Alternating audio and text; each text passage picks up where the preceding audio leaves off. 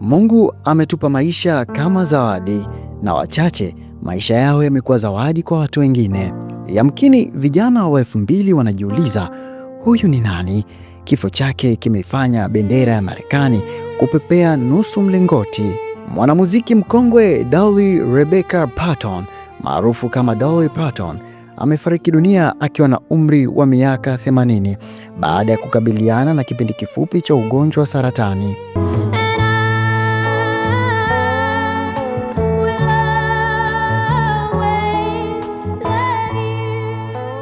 Taarifa ya kifo chake ilitolewa Jumanne, Agosti 25 mwaka 2026, ikielezwa alifariki akiwa amezungukwa na wapenda wake mjini Nashville huko Tennessee.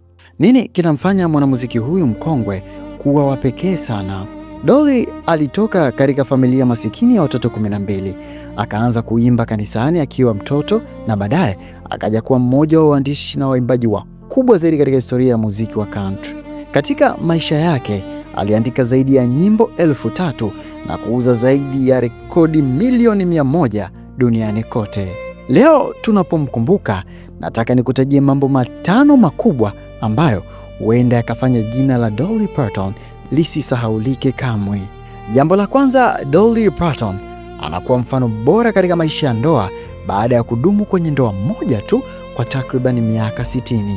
Dolly alikutana na Carl Bean mwaka 1964, muda mfupi baada ya kuhamia Nashville, na miaka 2 baadaye wakafunga ndoa. Na jambo la kushangaza ni kwamba licha ya Dolly kuwa mmoja wa wanawake maarufu zaidi duniani, Carl Bean aliishi maisha ya faragha sana na mara chache alionekana hadharani akiwa na mke wake. Ndoa yao ilidumu hadi kifo cha Carl Bean mwaka 2025, ikitimia takriban miaka 60 tangu wawili hawa wafunge ndoa. Jambo la pili ni wimbo aliohifadhi ili uje kutolewa atakapofikisha miaka 100, lakini mipango ya Mungu haikuwa hivyo. Dolly alikuwa ameandaa wimbo maalum uliowekwa kwenye hifadhi ili uzinduliwe mwaka 2046, wakati ambao angekuwa ametimiza miaka 100. Lakini sasa baada ya kifo chake akiwa na miaka 80, ndoto yake ya yeye mwenyewe kufikisha umri huo haijatimia. Hata hivyo, wimbo huo umeacha swali kubwa kwa vizazi vijavyo. Je, ni ujumbe gani ambao Dolly aliwaandalia watu wa mwaka 2046? Jambo la tatu ni huu wimbo wa I Will Always Love You, wimbo ulioacha alama isiyofutika katika historia ya muziki ulimwenguni.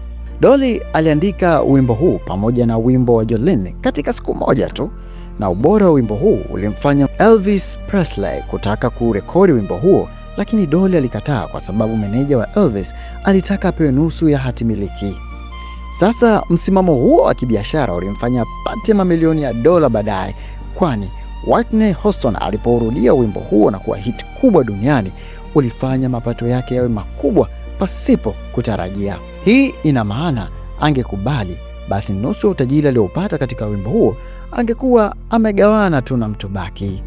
Jambo la 4 ni mradi wa Imagination Library uliomwezesha kugawa vitabu zaidi ya milioni 300 kwa watoto. Huenda hii ndio sehemu ya maisha yake ambayo watu wengi hawaijui kwa undani. Mwaka 1995 alianzisha taasisi ya Imagination Library kwa heshima ya baba yake aliyekuwa hajui kusoma wala kuandika. Mpaka sasa taasisi hii imeshagawa zaidi ya vitabu milioni 200 vya bure kwa watoto wadogo duniani kote ili kukuza utamaduni wa kusoma. Jambo la 5 na la mwisho ni jinsi Dolly alivyotumia umaarufu na pesa zake kusaidia wengine. Dolly alipata utajiri mkubwa kutokana na muziki, filamu na biashara, lakini alitumia sehemu kubwa ya ushawishi wake kusaidia jamii. Mwaka 2020, wakati dunia ilipokuwa ikipambana na COVID-19, Dolly alitoa dola milioni 1 kwa Vanderbilt University Medical Center kusaidia utafiti wa COVID-19, na mchango huo ulihusishwa na hatua za awali za utafiti uliosaidia maendeleo ya chanjo ya Moderna. Lakini huo haukuwa mwisho. Baada ya Hurricane Helene mwaka 2024, alitoa pia mamilioni ya dola kusaidia waathirika wa mafuriko na majanga. Huyo ndiye Dolly Parton. Mimi naitwa Mahmoud Hassan, ukipenda niite Kidworks, kutoka hapa Sat Media. Mungu ailaze roho ya marehemu mahala pema peponi. Amen.